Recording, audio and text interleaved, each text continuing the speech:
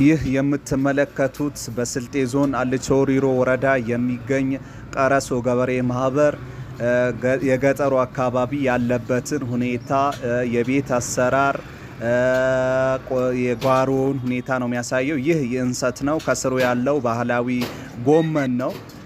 ይሄ አጥር የሚታጠርበት ሁኔታ ነው። የአጥራችን አይነት ነው። በገጠር እንደዚህ ነው። ይሄ ጽጌረዳ አበባ ነው። ጽድ ነው። ይሄኛው የሚታይ ይሄ አቮካዶ ነው። አቮካዶ ተክል ነው። ይሄኛው አበባ ነው። አበባዎች ናቸው። ይሄ ደግሞ ሲማሮ ጎመን